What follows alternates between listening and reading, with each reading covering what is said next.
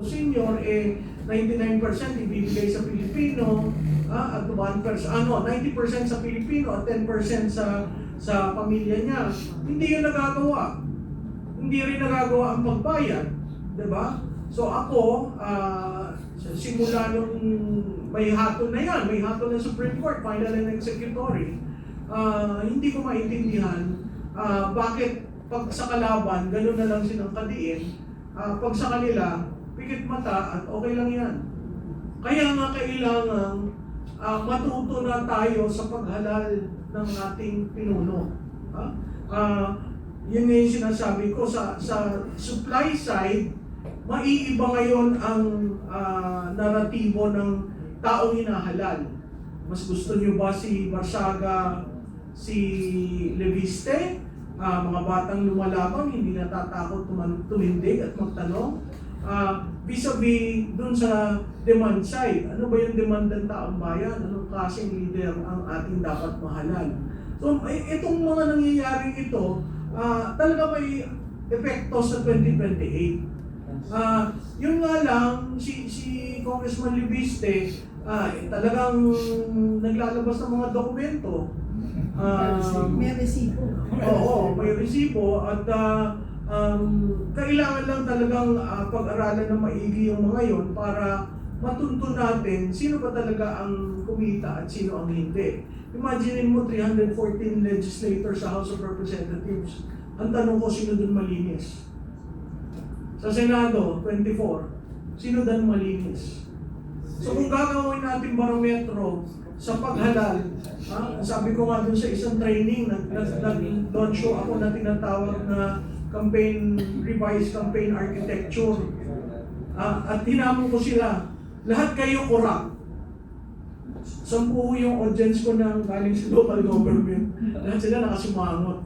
Lahat po kayo corrupt. Sino hindi corrupt? Taas ang kamay. Yung iba gustong tumaas. Sabi ko, naku sir, huwag kang tataas. Anong ibig sabihin yan? In a landscape where lahat ng politiko ay tinatawag na corrupt, paano ka mananalo? By saying hindi ako corrupt? Ay hindi ko kayo boboto. Pero by showing accountability, i.e. Leviste showing all those documents, i.e. hindi ko tinanggap yung aking Christmas bonus, i.e. ako ang nagbigay sa sarili kong pera, diba? Ngayon, yung character assassination sa kanya is because of his the solar franchise. And he can readily answer that. So bakit mo linalagyan ng kulay na gano'n? What if lagyan natin ng kulay yung ibang mga politiko na nagkaka-interest na 10% in every company that is performing I have a share? Marami nangyayari na hindi natin alam. Kaya yung parati kong panawagan, patas lamang. Kasi sa patas, lalabas at lalabas ang tunay na kulay. John Garcia, naniniwala po ba kayo na may harassment na nangyayari dun sa mga nagsasalita? Ay oo, maliwanag na maliwanag, damang-dama namin. Talagang pinaparamdam sa amin ang puwersa ng gobyerno, kaya sinasabi ko na kayo na mga nandyan sa panig ng mga naka-uniforming personnel, huwag kayong pumayag na magamit kayo para pagkitin ng boses ng mga lumalaban dahil kayo ang nagpa-violate ng non-partisanship. Kasi kayo yung lumalabas na partisan, hindi yung mga lumalaban. Kaya dapat po, isipin nyo naman kinabukasan ng inyong mga anak. Nung inilalaban namin, kinabukasan ng mga anak ninyo, anak namin, ang mga apo natin. Pagkatapos kayo tong, dahil takot lang kayo, dahil yung iba dyan, kapito ko sa pwesto, katulad ng sinabi ko, dapat yung mental state ng Pangulo is a grave national security concern. Dapat yan, pa-examine natin. Yung duty ng gabinete ng Pangulo yun, to have him examine. Sulatan nila yung Senate President at saka yung Speaker of the House at sabihin na dapat ipa-examine natin ang Pangulo para malaman natin ang tunay na kalagayan ng kanyang pag-iisip. Kung dahil may allegation na siya ay prolonged user ng cocaine. And when you do that for a long time, yung epekto kasi ng cocaine sa brain, nakakashrink ng utak yan, nakakatuyo. And when it shrinks, hindi na pareha sa pag-iisip niyan. Nag-hallucinate pa yan eh. So, and in times of emergency, yung crunch time na tinatawag natin, hindi yung maaasahan mamuno sa atin yan. So, dapat trabaho ninyo yan. Kayo sa Sandatahang Lakas, kayo sa National Defense, sa DILG, lahat kayo. I think it's incumbent upon you to do your duty under the Constitution. Have you examined? Para magkaalaman tayo, para ma-settle natin itong issue once and for all. Confronting the President himself. Yan yung problema pati yung chain of command paano kung yun nandun sa chain yung problema? Paano po proteksyonan mo yung government? You're loyal to the government. You're loyal to the government and to the Constitution, not to the person. Paano kung yung person ang problema natin? Like right now, we are confronted with a situation where the allegations of widespread, big-time plunder is on the President himself. Bakit ayaw ninyong, why don't you ask him to face the music? Hindi pwede yung shielded ba siya dun sa hindi gano'n Kailangan para, tuloy-tuloy ang negative rating na yan because that's a telling point. That's, well, I don't know whether abutin pa siya ng 2028 pagka ganyan ang pagbagsak ng trust rating. Alright, so may tanong po ako. Papal po ba kayo ng impeachment? Yung makabayan lang yan tao, papal ng impeachment. Kami alam mo, pero kung sa grounds lang, maraming grounds. Sa akin, yung oath of office ng Presidente, for example, this is constitutional nasa Constitution ito yung sabi ng Presidente, oath of office, before you assume your office, the functions of the office of the President, mag-o-oath ka, and this oath is in the Constitution itself.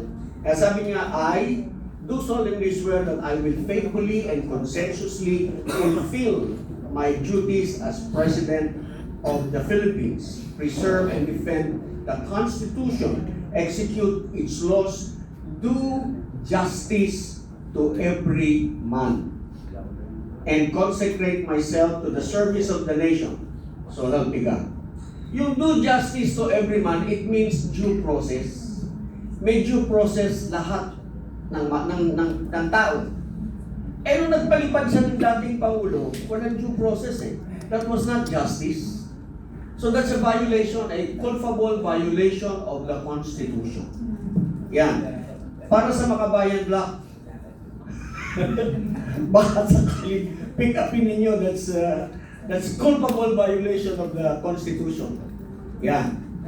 Kami, we will be concentrating on the defense dun sa kung matutuloy yung sa Pebrero dahil mas maraming kasalanan nito kaysa dun sa isa. Yung isa make-believe yung confidential intelligence fund. Hindi ubrang pag-aray. Gusto lamang nilang isiwalat natin kung sino talaga si Grace Piatos, kung sino si Doritos, at kung sino si Cheetos dun sa ating mga report para makilala kung sino-sino yung mga nagtatrabaho para sa gobyerno, para malaman kung paano ang ino-operate yung ating confidential fund para ma-identify nila kung sino-sino yung mga nagtatrabaho para sa ating kaligtasan, sa ating matiwasay na pamumuhay.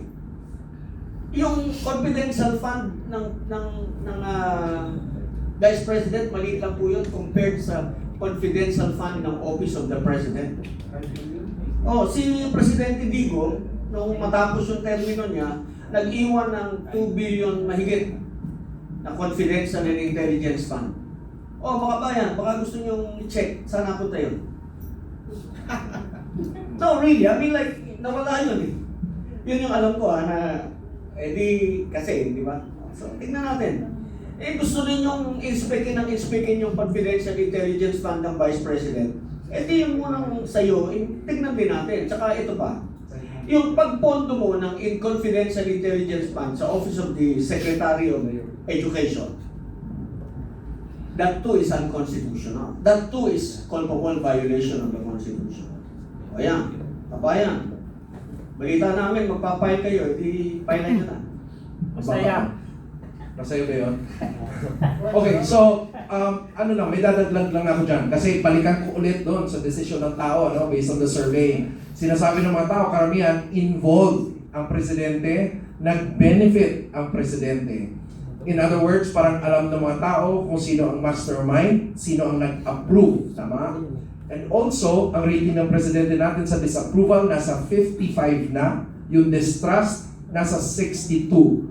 And mostly, ang anti-admin ngayon is nasa 56%. Ang question ko is this going to affect yung magiging decision ng mga House members dun sa impeachment? Kasi ang alam ko may impeachment iyahain kay BBM, may impeachment din iyahain sa Vice President. Is that going to affect? Because if it's not going to affect, and if our representatives are supposed to be the representatives of their constituents, parang may disparity ang mangyayari doon. Dito natin malalaman kung yung mga congressman natin ay tunay na kinatawan ng ating mga mamamayan. Pag nagkaroon sila ng consultation at isusundin nila ang taong bayan,